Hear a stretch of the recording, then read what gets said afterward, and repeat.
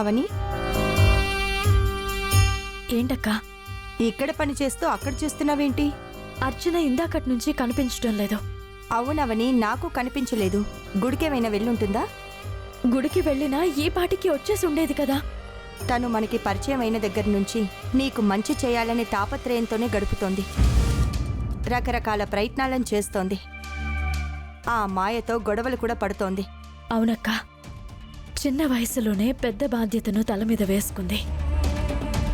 పాపం, తన బాల్యమేదో తను చూసుకోకుండా 24 గంటలు నా గురించి ఆలోచిస్తుంది. ఆ మాయను మాత్రం నమ్మకూడదవని. దానివల్ల అర్చనకి ఎప్పటికైనా ప్రమాదం ఉంటుంది. ఆ భయం నాకు ఉంది. అందుకే అర్చన రాత్రి సమయంలో కనిపించకపోతే కంగారుగా ఉంటుంది. ఎక్కడికి వెళ్ళిందో ఏంటో. కాసేపట్లో వస్తుందేమో చూద్దాం. రాకపోతే అప్పుడేం చేయాలో ఆలోచిద్దాం.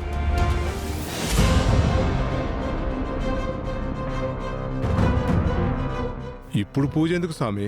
కాసేపట్లో మా ఇక్కడికి రాబోతోంది. తనతో చర్చించవలసిన విషయాలు చాలా ఉన్నాయి.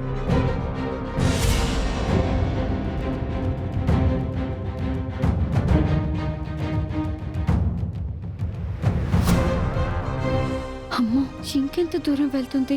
ఇప్పటికే చాలా దూరం ప్రయాణం చేసింది. ముక్కు పుడుకు సొంతం అయ్యే వరకు నా ప్రయాణం ఇలా సాగుతూనే ఉంటుంది.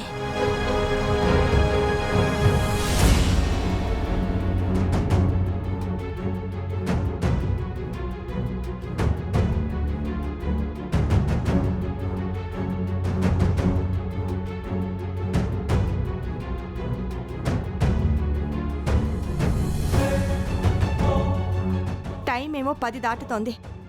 అర్చన ఇంకా రాకపోవడం ఏంటి?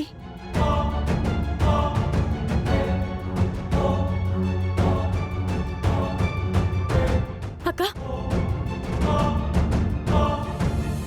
ఏమైందవని? కన్నదురుతుందక్కా. గతంలో ఇలా కన్నెదిరినప్పుడల్లా చెడు జరిగింది. ఇప్పుడు అర్చన విషయంలో కూడా అటువంటిదేమైనా జరుగుతుందా అని భయంగా ఉంది. గుడి దగ్గర ఏమైనా ఉండుంటుందా? గుడి దగ్గర హరికథ, బుర్రకథ లాంటి కాలక్షేపాలు ఏమైనా జరుగుతున్నాయా? ముందు వీధిలోకి వెళ్ళి చూసొస్తాను. కనిపించకపోతే గుడి దగ్గరకు వెళ్తాను.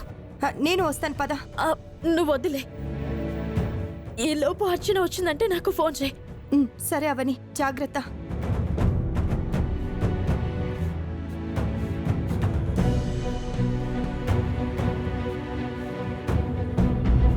సడన్ గా అన్ని అలా జరిగిపోయారా? ఎప్పుడేం జరుగుతుందో మనం ఎలా ఊహించగలం చెప్పు? అర్చన, అర్చన, అమ్మా అర్చన, అర్చన. రై, నేను తర్వాత చేస్తానుండు. అర్చన, అవుని, ఏమైంది? అర్చన చాలాసేపటి నుంచి కనిపించడం లేదు. గుడికెళ్ళినా ఈ టైం కల్లా తిరిగి వచ్చేసేది. నా కన్ను కూడా అదిరింది. అర్చనకేమైనా అయ్యిందేమోనని భయంగా ఉంది. అందుకే బయటికి వెళ్ళి వెతుకుదామని అనుకుంటున్నాను. తోడుగా నువ్వు కూడా వస్తావా?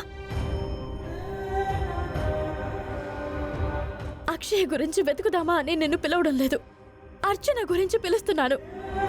అర్చన మీద కూడా నీకు కోపం ఉందా? తన విషయంలో నాకు ఎలాంటి కోపం లేదు. పద వెళ్దాం. ఉండు, నా బైక్ తీసుకొస్తాను. నువ్వెక్కడికి వెళ్లాల్సిన అవసరం లేదు.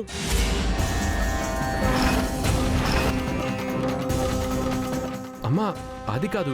అర్చన ఎక్కడుందో కనిపించట్లేదు. అంతా విన్నాను. నువ్వు దీన్ని మాటలు నమ్మి వెళ్ళావనుకో, లేనిపోని సమస్యల్లో ఇరుక్కుంటావు. వాళ్ల విషయాల్లో నువ్వు కల్పించుకోకుండా ఉండడం మంచిది. ఆ అర్చన కృతజ్ఞత లేనిది. అది ఎక్కడికి వెళ్తే మనకి సంబంధం ఏంటి? వదిలేయ్, నువ్వు లోపలికి రా. దాని గురించి అవని చూసుకుంటుంది. మీకుందా కృతజ్ఞత? 2 సార్లు మీ ప్రాణాన్ని కాపాడింది కదా, ఆ కృతజ్ఞత లేదా మీకు? అందుకు బదులుగా దానికోసం ఎంత చేయాలో అంతా చేశాను. ఇక నువ్వు ఈ విషయంలో నాతో వాదించకు. నాకు కూడా ఇప్పుడు మీతో వాదించే సమయం లేదు. సందర్భం వచ్చినప్పుడు మాట్లాడతాను. అక్షయ విషయంలో ద్వేషం చూపించావు. అర్చన విషయంలో కూడా ఇంత నిర్దాక్షిణ్యంగా ఆలోచిస్తావని అనుకోలేదు. మీరు ఎవ్వరూ రాకపోయినా పర్వాలేదు, నేను వెళ్ళి నా బిడ్డని వెతుక్కుంటాను.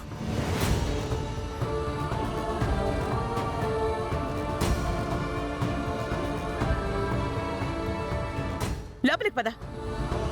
బిడ్డంట బిడ్డ కడుపున కన్నది ఎటుపోయిందో తెలీదు. ఈ అర్చన కూడా ఆ విధంగా పోతే ఓ పని అయిపోతుంది.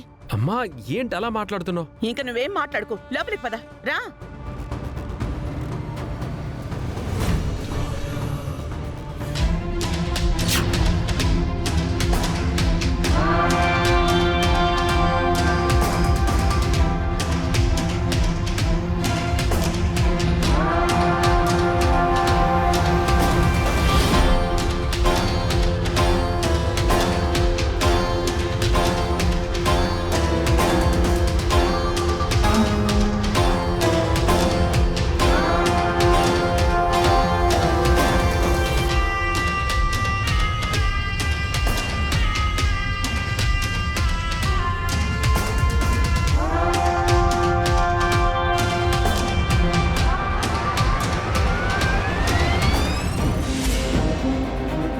అర్చన,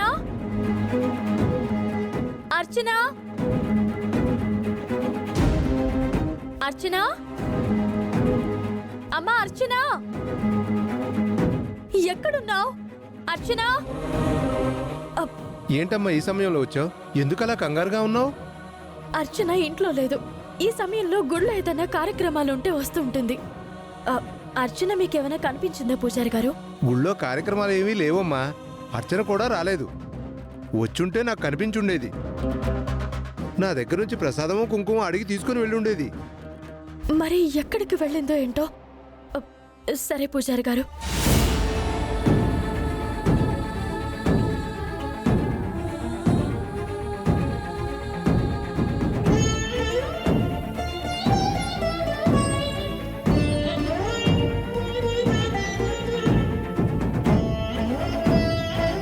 ఇప్పటి వరకు నా గురించి ఎవరికీ తెలియకుండా జాగ్రత్త పడుతూ వస్తున్నాను.